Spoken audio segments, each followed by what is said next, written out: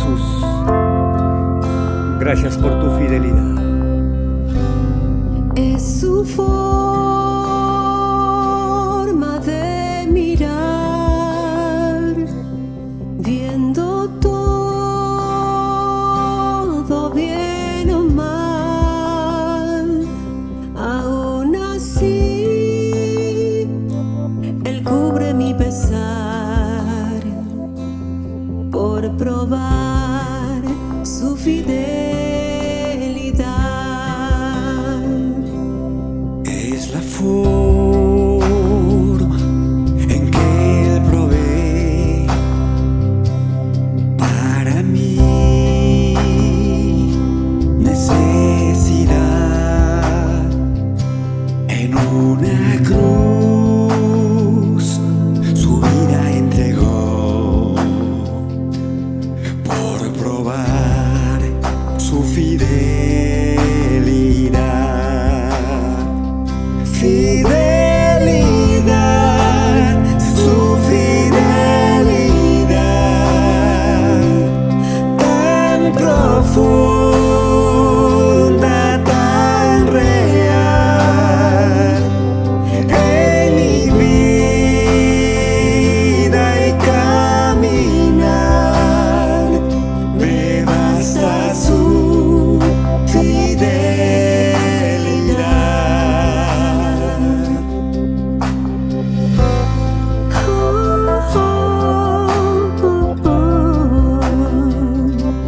Es su forma de cuidar Cada paso en mi andar, no importando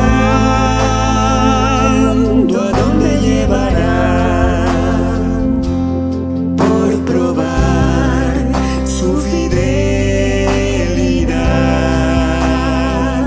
Fidelidad, su fidelidad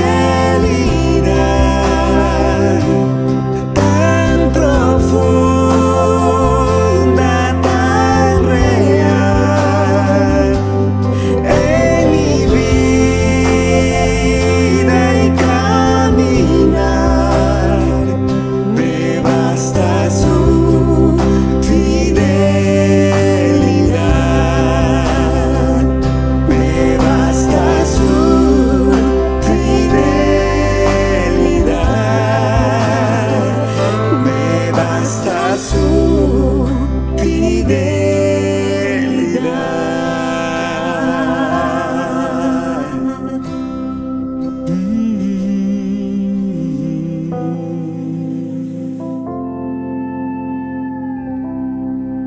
Sí, Señor.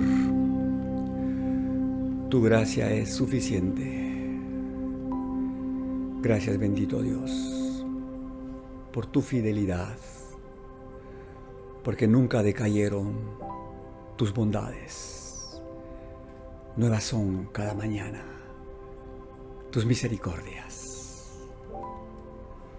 Tú eres nuestro amparo, eres nuestra fortaleza, eres nuestro pronto auxilio en medio de las pruebas y de las dificultades de la vida. Por tanto, no temeremos aunque la tierra sea removida y se traspasen los montes al corazón del mar, aunque bramen y se turben sus aguas y tiemblen los montes a causa de su braveza. Sabemos en quién hemos creído y en quién confiamos. Gracias, Dios. A ti sea la gloria, la honra y el honor por siempre. Amén.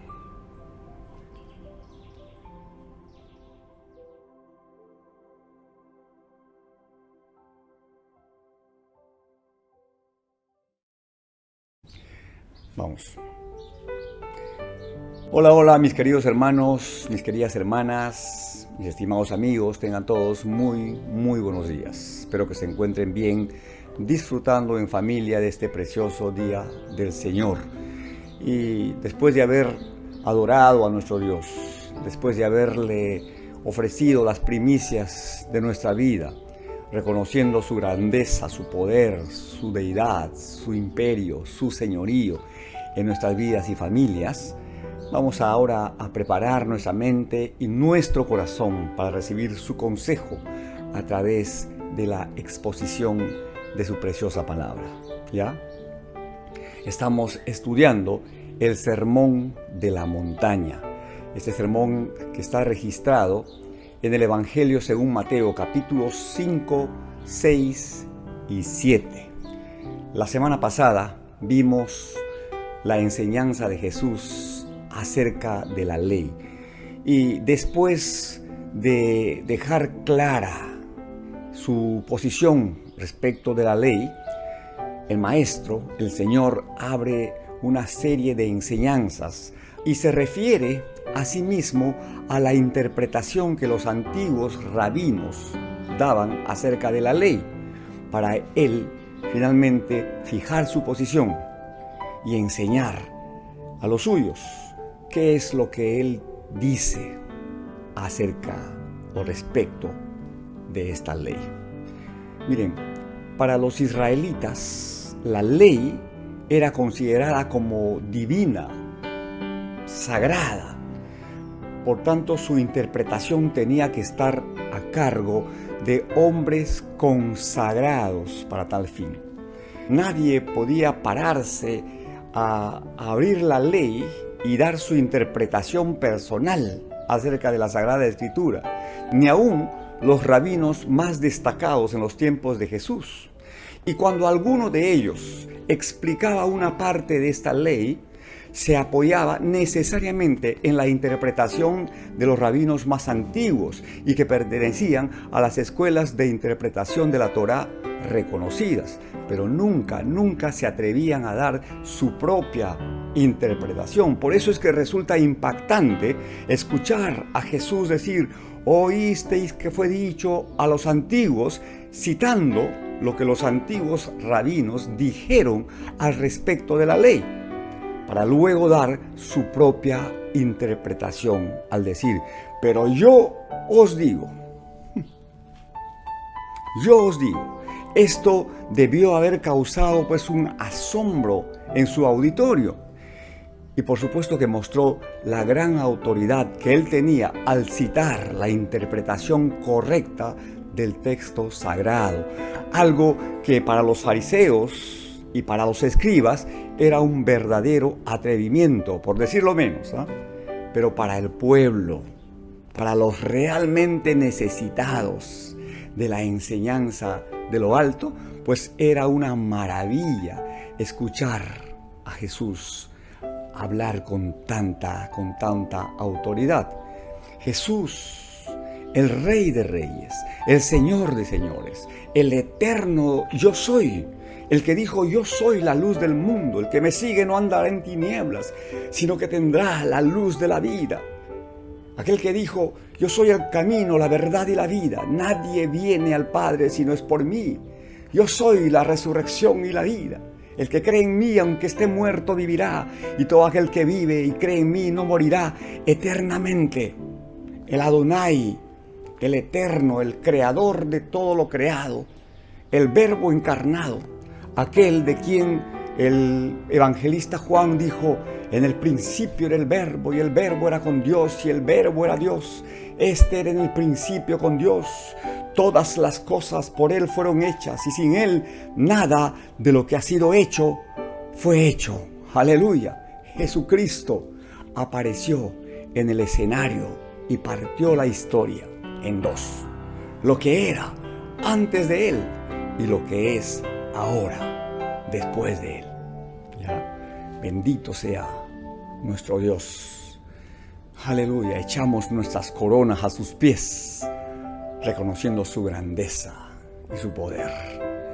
Y humildemente recibimos también sus instrucciones para ser sus instrumentos, para ser sus herramientas, para ser una extensión de su gracia y de su amor. Aleluya. Hoy vamos a meditar ya en otra parte de este capítulo 5 del Evangelio según Mateo, y vamos a escudriñar los versículos 21 al 22, ¿ya? 21 al 22, bajo el título de Jesús y la ira. ¿Ya? Jesús y la ira. Dice así la palabra del Señor. Oísteis que fue dicho a los antiguos, no matarás, y cualquiera que matare será culpable de juicio. Pero yo os digo que cualquiera que se enoje contra su hermano será culpable de juicio. Y cualquiera que diga necio a su hermano será culpable ante el concilio. Y cualquiera que le diga fatuo quedará expuesto al infierno de fuego. Que Dios bendiga su palabra. Miren, cuando Jesús dijo, oísteis que fue dicho a los antiguos, no matarás, se refiere a uno de los 10 mandamientos que Moisés recibió en el monte Sinaí y que luego le dio al pueblo. Y de acuerdo a estas leyes, si alguien era acusado de matar a una persona, irremediablemente, esta persona tenía que ser llevada a juicio y donde era condenada por un tribunal, por un jurado que el mismo pueblo había escogido para estos casos. Y si era encontrado culpable, pues se le sentenciaba a muerte. Entonces, en la mente de los judíos no cabía ninguna duda, ¿ya? No cabía ninguna duda de que este pecado era tan, pero tan grave que se tenía que pagar con la muerte. No había nada más que hacer. Pero apareció Jesús. Apareció el Maestro y llevó y elevó la interpretación de la ley a otro nivel. Pero yo os digo, sentenció el Maestro, que la ira, que el enojo era tan grave como matar a una persona. Generalmente, mis hermanos, el ser humano suele darle a los pecados otra clasificación basándose en intereses particulares o en intereses sociales, etc. Divide las faltas en graves y leves. Por ejemplo, pecados como el resentimiento, la mentira, el chisme, la calumnia, la murmuración, etc., no se consideran pecados graves. Es más, ni siquiera existe la conciencia de que sean pecados. Simplemente son faltas que se pueden remediar de manera fácil. Pero al final, hermanos, según el daño que hace, Jesús le da una valoración. Para Él son tan graves que se merecen el juicio de Dios. Y esto nos tiene que poner serios a la hora de leer y de escudriñar la Escritura y asimilar el consejo y la enseñanza de Jesús para aplicarlo en lo cotidiano, en nuestras relaciones interpersonales, ¿ya? Entonces, el enojo es una emoción que se produce cuando algo o alguien se interpone entre nosotros y nuestros objetivos, ¿verdad? Nos pasa a todos, mis hermanos, cuando nos sentimos frustrados, cuando algo no sale como queremos que salga, o en el momento que tiene que salir, cuando alguien echa a perder algún proyecto que tenemos en la vida, pues se genera en nuestro interior un movimiento que se describe como enojo. Mira, yo tengo entendido, hermanos, que el enojo aumenta el flujo sanguíneo en nuestras manos y hace que se pongan rígidas, se pongan duras, crispadas. Y en este estado es fácil, pues, empuñar un arma o golpear a una persona. Y al aumentar el ritmo cardíaco, pues la producción de adrenalina también corre en flujos abundantes, como para acometer acciones violentas que en condiciones normales no sería difícil realizar. Ahora, escuchen en relación a esto, qué es lo que dice el salmista en el Salmo 37, versículos 7 al 9. El consejo que Dios nos da a través del salmista. Dice, ante un escenario como el que acabo de describir, ¿verdad?, de frustración, de desencanto, de decepción, de enojo, etc., la palabra del Señor nos sale al paso y aquieta nuestra mente y nuestro corazón y nos dice, guarda silencio ante Jehová y espera en Él. No te alteres con motivo del que prospera en su camino por el hombre que hace maldades. Deja la ira, desecha el enojo, no te excites en manera alguna a hacer lo malo, porque los malignos serán destruidos, pero los que esperan en Jehová, ellos heredarán la tierra. ¿Recuerdan las bienaventuranzas? Jesús dijo, bienaventurados los mansos, porque ellos recibirán la tierra por heredad. Bienaventurados los pacificadores, porque ellos serán llamados hijos de Dios. Y en Efesios, en la carta del apóstol Pablo a los Efesios, capítulo 4, versículos 31 al 32, leemos, quítense de vosotros toda amargura, enojo, ira, gritería y maledicencia y toda malicia. Antes, sed benignos unos con otros, misericordiosos, perdonándoos unos a otros, como Dios también os perdonó a vosotros en Cristo. Hay un dicho popular que dice, más vale prevenir que lamentar. Entonces, debemos pensar bien antes de hablar. Si lo que voy a decir es verdad, es oportuno, enaltece, contribuye al bienestar, lo que va a salir de mi boca son palabras de edificación, palabras de vida. Eso pasa por pensar, tomarte algunos segundos para meditar, hermanos, en lo que la palabra de Dios te dice como hijo, como hija de Dios, ¿ya? Porque definitivamente la palabra tiene bastante enseñanza respecto del manejo de la lengua, porque la lengua termina siendo el instrumento o la herramienta con la que podemos hacer los peores males. Podemos dar vida o quitarla. Definitivamente el hombre termina siendo amo de lo que calla, pero esclavo de lo que habla.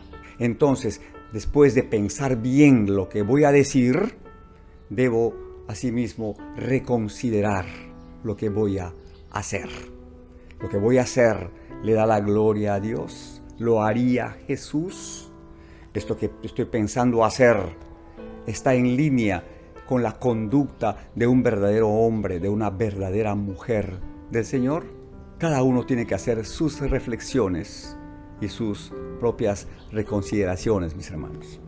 Continuando con el tema del enojo, miren, el enojo, siendo una emoción primaria, básica, produce en la persona que se enoja un afán de perjudicar al objeto de su ira.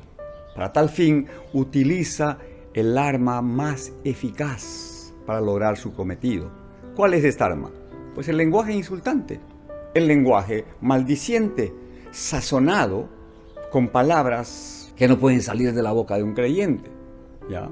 Y miren que Jesús utiliza dos palabras que son de uso cotidiano entre la gente, incluso de uso frecuente entre los creyentes. ¿Cuáles son estas dos palabras? Él usa la palabra necio y la palabra fatuo, ¿ya?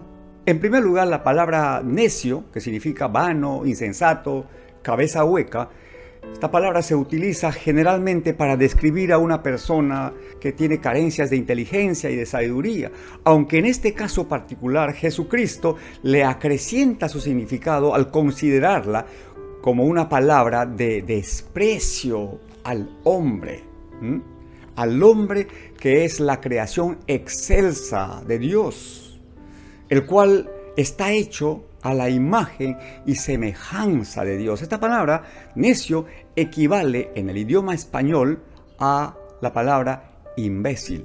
Con razón, un personaje de la política decía con cierto desparpajo, ¿no?, que solo Dios y los imbéciles no se equivocan, tratando de explicar que él, como un ser humano, no era un imbécil, consecuentemente podía equivocarse.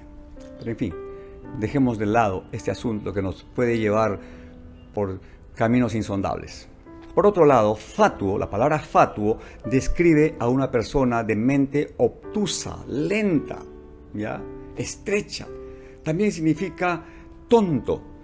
De ahí, estúpido, ignorante, en fin, todas estas expresiones son propias de una cultura de maldición, de muerte, bajo cuyo imperio vive el ser humano. Jesucristo vino a rescatar, vino a salvar lo que se había perdido y vino a establecer una nueva cultura, la cultura del reino, la cultura de vida, la cultura de bendición. Y si tú, mi hermano, mi hermana, eres un discípulo de Cristo, eres una nueva criatura, las cosas viejas han pasado y según la Escritura, según la promesa, todas han sido hechas nuevas. Entonces estas palabras ya no corresponden al lenguaje, al vocabulario de un hijo, de una hija de Dios. Seguramente ustedes, que se consideran hijos e hijas de Dios y que se supone aman a Dios con toda su mente, con todo su corazón, con toda su alma, con todo su ser, ¿verdad?, y a su prójimo como se aman a ustedes mismos, entonces, a la luz de la Escritura, si alguno dice, yo amo a Dios y aborrece a su hermano, es un mentiroso. Pues el que no ama a su hermano, a quien ha visto, ¿cómo puede amar a Dios a quien no ha visto? Y en su carta a los Efesios, en el capítulo 4, versículos 26 al 27, Pablo escribió, airaos, pero no pequéis, no se ponga el sol sobre vuestro enojo, ni deis lugar al diablo. Y el apóstol Santiago escribió en su carta universal diciendo, todo hombre sea pronto para oír, tardo para hablar, tardo para airarse, porque la ira del hombre no obra la justicia de Dios. Ahí está la Escritura, mis hermanos. Ahí está el sustento de la palabra de Dios que demanda de nosotros un comportamiento distinto, un comportamiento diferente, un comportamiento de hijos e hijas de luz, ¿ya?, llamados a alumbrar en medio de esta generación que es maligna y perversa, en medio de la cual dice también la Escritura, y esto ya es recurrente, debemos resplandecer como luminares en este mundo. Que así sea. Y concluye Jesús su enseñanza acerca de la ira diciendo, Mateo 5, versículos 23 al 26. Por tanto, si traes tu ofrenda al altar y allí te acuerdas que tu hermano tiene algo contra ti, pues deja allí tu ofrenda delante del altar y anda, reconcíliate primero con tu hermano y entonces presenta tu ofrenda. Ponte de acuerdo con tu adversario pronto, entre tanto que estás con él en el camino. No sea que el adversario te entregue al juez y el juez al alguacil y seas echado en la cárcel. De cierto te digo que no saldrás de allí hasta que pagues el último cuadrante.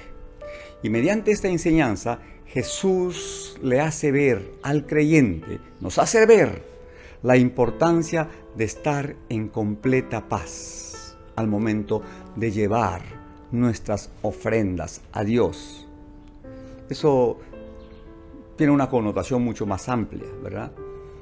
Todo lo que nosotros hacemos, lo hacemos de corazón, lo hacemos con gratitud, lo hacemos con alegría para honrar a nuestro Dios. Entonces, nuestra propia vida es una ofrenda y queremos que sea una ofrenda grata, una ofrenda viva, una ofrenda útil, depositada en el altar del Señor.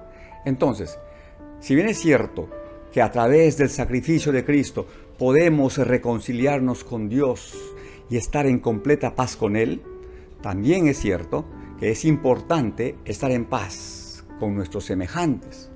En Israel, las ofrendas eran dadas por el pueblo a través de los sacerdotes con el fin de expiar sus pecados o como una muestra de agradecimiento y de comunión. Sin embargo, Jesús les dice que de nada sirve que traigan sus ofrendas a Dios si no están en completa paz con sus semejantes. Y Jesús refuerza la importancia de estar en paz con los demás al poner el ejemplo de un hombre que se vio en serios problemas, los cuales lo llevaron a enfrentar la justicia. Y fue su adversario el que lo entregó al juez y el juez al alguacil, y así fue a parar en la cárcel. Y según Jesús, no salió de allí hasta que pagó su condena. De igual forma, mis hermanos, será triste, muy triste, tener que enfrentar la justicia divina y en ese momento descubrir que guardamos en nuestro corazón profundas raíces de amargura, resentimientos y odios con alguna persona o algunas personas. Según el requerimiento de Jesús, entonces pues nuestras vidas habrán sido vanas. Todo lo que hayamos hecho en nombre de Dios, sencillamente Él los habrá resistido y no los tomará en cuenta. Entonces tenemos que hacer algo al respecto, mis hermanos. Tenemos que hacer serias reconsideraciones, rearmar nuevamente todo nuestro andamiaje espiritual y poner en primerísimo lugar a Dios y su palabra y considerar a la luz de la Escritura qué es lo que le agrada al Señor en lo pequeño y en lo grande, y alinear nuestros pensamientos y nuestra voluntad hacia la obediencia del requerimiento y la demanda de la palabra del Señor. Por eso es que Jesús nos dice: si traes tu ofrenda al altar y allí te acuerdas de que tu hermano tiene algo contra ti, pues deja allí tu ofrenda delante del altar. No hagas nada más. Más bien anda, reconcíliate primero con tu hermano y entonces puedes venir y presentar tu ofrenda. La consigna es esta, de que mi hermano tiene algo contra mí. Mis relaciones no están fluyendo bien, mis relaciones no están fluyendo en paz y en armonía. Ahora, paz no significa ausencia de problemas. Nosotros podemos experimentar la paz de Dios, esa que sobrepasa todo entendimiento, aún en los momentos de mayor dificultad. ¿Ya? Ahora, en la lectura de este pasaje no encontramos la especificación de quién es el que inició la disputa o quién es el que tiene la razón. El punto es que hubo una riña, una disputa, una discusión o lo que fuere. Se produjo un rompimiento, un distanciamiento y se abrió una puerta para la operación de las huestes de maldad.